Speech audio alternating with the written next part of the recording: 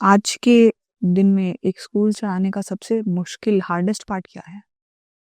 C to my understanding, जैसे मैंने 10 साल से मैं स्कूल चला रहा हूँ, and I feel that every year the challenge is increasing. There so many factors which have a role to play in a school, और वो फैक्टर्स बढ़ते जा रहे हैं टेक्नोलॉजी के कारण. टेक्नोलॉजी लगता है कि टेक्नोलॉजी से चीज़ें आसान होती हैं, बट चीज़ें कॉम्प्लिकेट भी होती हैं.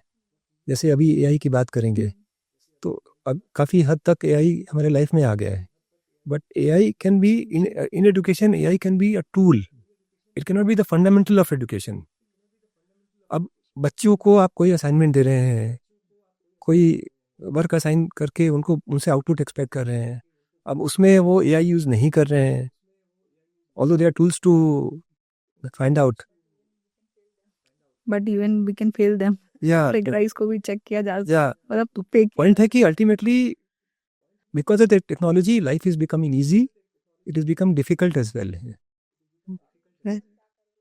तो अभी उसके लिए आप क्या कर रहे हो? लाइक असाइनमेंट दिया है, सब कुछ ऐसे करवा दिया, तो how do you See, the only technological support apart, teachers और बच्चों के बीच में बहुत स्ट्रॉन्ग कनेक्ट होता है. तो टीचर्स को पता होता है कि what can you expect from a particular child, and gradually there can be a gradual change in your expectation from the child. But if the scale on which the child is expected to operate, if there's a quantum leap in that means you can, as a teacher, you can guess that there's an external factor which is playing in the output of the child. तो human intervention से भी teacher समझ जाता है कि अब जैसे बच्चा कोई अगर राइटअप लिख रहा है, या कोई ऐसे लिख रहा है, या कोई प्रोजेक्ट बना रहा है, तो आपको पता है कि बच्चे की राइटिंग में कहाँ कहाँ रफ एजेस हैं. तो अगर आप रफ एजेस देख रहे हैं, मिस कर रहा है किसी पर्टिकुलर बच्चे के आउटपुट में, then as a teacher you are smart enough to guess that some external factor is in place. Shouldn't there be कोई एक मिडिल ग्राउंड होना चाहिए? क्योंकि देखो हम कब तक रोकेंगे, बच्चे करेंगे. अब हमारे टाइम पे गूगल था, तो गूगल यूज करा उसका. तो ये नहीं कि बुक्स जाके लाइब्रेरी में खोल के निकाल रहे, गूगल से करते थे. अब AI has nothing, there's nothing wrong in using AI, but it should not impact the critical thinking process. जो हमारी जो सोच है, उसमें कहीं भी लिमिटेशंस नहीं आनी चाहिए कि हमने सोचना बंद कर दिया, AI यूज कर लिया.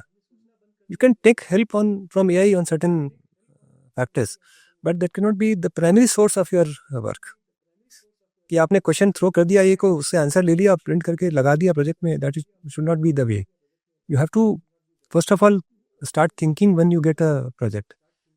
Do whatever best you can do from your side, and then finishing touches, maybe you can take help from AI.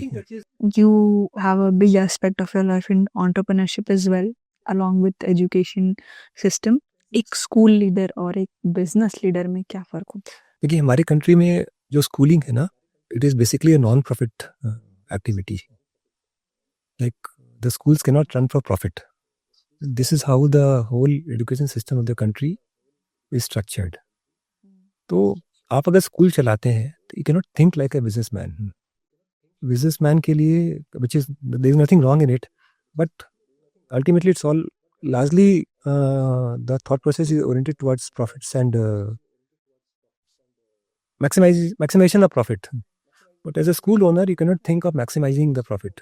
This is the basic difference between a school owner, which has to be there between a school owner and a businessman.